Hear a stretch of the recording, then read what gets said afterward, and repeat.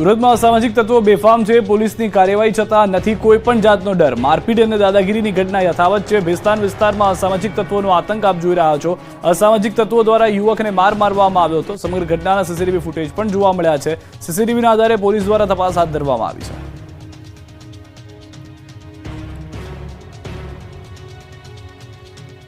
અમદાવાદના વસ્ત્રાલમાં આતંક મચાવનાર વધુ 2 આરોપી પકડાયા. તેમાં તમામને જેલ હવાલે કરાયા. અમદાવાદમાં હોળીના દિવસે બેફામ બનેલા 14 શખ્સોએ વસ્ત્રાલ વિસ્તારને બાનમાં લીધું હતું. દુકાનો, વાહનોમાં તોડફોડ કરી હતી. જે મળે તે બધાને રીતસરના માર્યા હતા. જે મામલે પોલીસે 14ની ધરપકડ કરી હતી અને 4 દિવસના રિમાન્ડ મેળવ્યા હતા. આરોપીઓના આજે રિમાન્ડ પૂર્ણ થતા ચુસ્ત પોલીસ બંદોબસ્ત વચ્ચે મેટ્રો કોર્ટમાં રજૂ કરાયા. તમામ આરોપીઓને કોર્ટની અંદર લઈ જવામાં આવ્યા. 13 આરોપીને જ્યુડિશિયલ કસ્ટડીમાં મોકલાયા. બીજી તરફ આતંક મચાવનાર વધુ 2 આરોપી ઝડપાયા. અત્યાર સુધીમાં એક સગીર સહિત 16 આરોપી સકંજામાં આવી ગયા.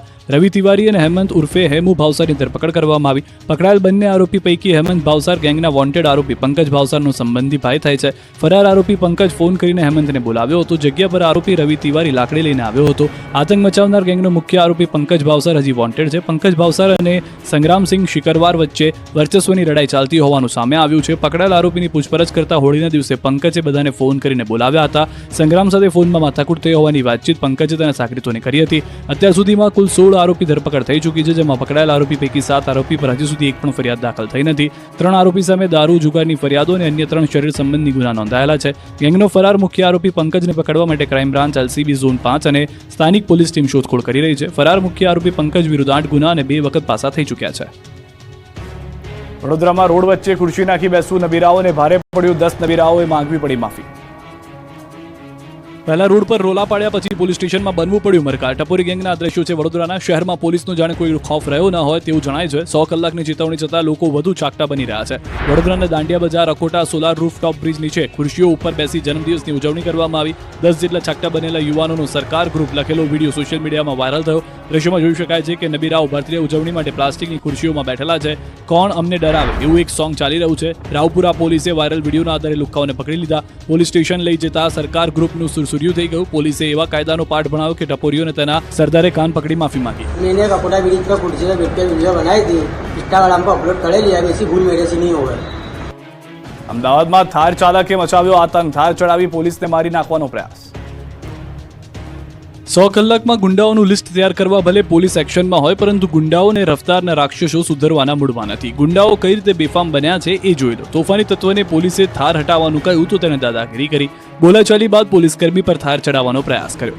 ગુંડાની આ હરકતમાં પોલીસકર્મીનો જીવ જઈ શકે એમ હતો. પૂરપાટ થાર દોડાવીને તેણે એક રિક્ષાને પણ ટક્કર મારી. આ દ્રશ્યો અમદાવાદના છે, જ્યાં ટ્રાફિક સિગ્નલ પર એક થાર કાર ચાલક ઊભો રહી જાય છે. અન્ય વાહનોને અડચણ થતી હોવાથી પોલીસકર્મીઓ આવીને તેને ત્યાંથી સાઈડમાં જવા માટે વિનંતી કરે છે. પરંતુ ત્યાં જ આ થાર કાર ચાલક દાદાગીરી પર ઉતરી આવે છે અને પોલીસકર્મી પર થાર ચડાવી દેવાનો પ્રયાસ કરે છે. આ દરમિયાન એક રિક્ષા અડફેટે આવી જાય છે. 3 શહેરમાં સ્ટંટબાજોએ રોડને બાનમાં લીધા.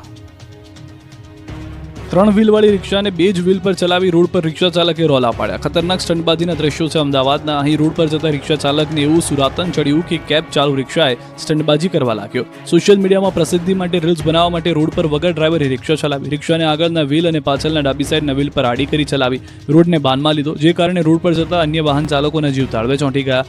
મેલેડીની સરકાર 09 નામના ઇન્સ્ટાગ્રામ એકાઉન્ટ ઉપર આ વિડીયો પોસ્ટ કર્યો. આ આઈડીમાં સ્ટંટના અન્ય વિડીયો પણ જોવા મળી રહ્યા છે.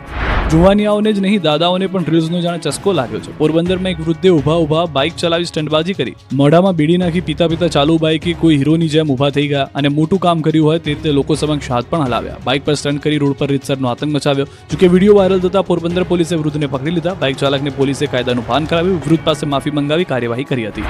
તો વડોદરા સરકાર ગ્રુપના એક સભ્યનો સ્ટન્ટનો વિડીયો પણ સામે આવ્યો. અકોટા દાંડિયા બજાર બ્રિજ ઉપર મોપેડમાં સ્ટીયરિંગ છોડી છૂટા હાથે ચલાવ્યું હતું. જામનગરમાં ખાનગી બસ અને બોલેરો વચ્ચે અકસ્માત. બસ પલટી જતા એકનું મોત, 20ને ઈજા. જામનગર નજીક ચેલાચંગા રોડ પર ગંભીર અકસ્માત સર્જાયો. લાલપુર રોડ પર ચેલા ગામના પાટિયા નજીક ટ્રાવેલ્સની બસ અને બોલેરો વચ્ચે જોરદાર ટક્કર થઈ. બપોરે પૂરપાટ ઝડપે આવી રહેલી ખાનગી ટ્રાવેલ્સની લક્ઝરી બસ સામેથી આવી રહેલા બોલેરો પિકઅપ વેન સાથે ડિવાઈડર કૂદીને ટકરાઈ ગઈ હતી. બસની ગતિ એટલી વધારે હતી કે બોલેરો પલટી મારી ગઈ હતી, તેમજ લક્ઝરી બસ ટકરાઈને અકસ્માતનો ભોગ બની હતી. જે અકસ્માતમાં બોલેરોના ચાલક મોટા થાવરિયા ગામના જસ્મીન તાળાનું ઘટના સ્થળે જ કરુણ મૃત્યુ નીપજ્યું હતું, જ્યારે બસમાં સવાર 20ને ઈજા પહોંચી હતી. તમામ ઘાયલોને 108 એમ્બ્યુલન્સ મારફતે જામનગરની જીજી હોસ્પિટલ સારવાર માટે ખસેડવામાં આવ્યા. અકસ્માતની જાણ થતાં જ પંચકોશી બી ડિવિઝન પોલીસની ટીમ ઘટના સ્થળે પહોંચી ગઈ હતી. અકસ્માતને કારણે વિસ્તારમાં ટ્રાફિક જામની સ્થિતિ સર્જાઈ હતી, જેને પોલીસે નિયંત્રણમાં લીધી હતી.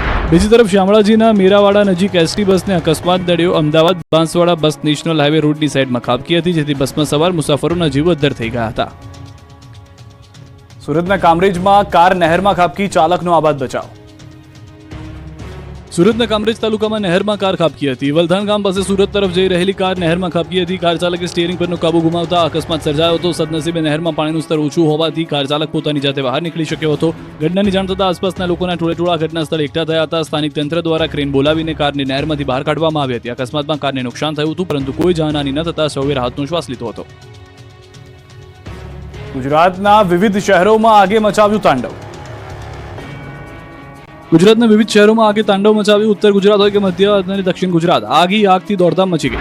સૌથી પહેલા વડોદરાના દ્રશ્યો જોઈ લો. વડોદરા શહેર બહારથી પસાર થતા નેશનલ હાઈવે પર વાઘોડિયા ચોકડી પાસે કપુરાઈ 4 રસ્તા પાસે આવેલા વિરાટ એસ્ટેટ સહિત ભંગારના ગોડાઉનમાંથી વહેલી સવારે આગ ફાટી નીકળી હતી. આ બનાવની જાણ ફાયર બ્રિગેડને કરવામાં આવતા જવાનો ઘટના સ્થળે દોડી ગયા હતા. 20થી વધુ ફાયર ફાઇટરોએ ચારે બાજુથી પાણીનો મારો ચલાવી 3 કલાકની જહેમત બાદ આગ પર કાબુ મેળવ્યો હતો. પ્લાસ્ટિકના ભંગારના ખુલ્લા ગોડાઉનમાં આગ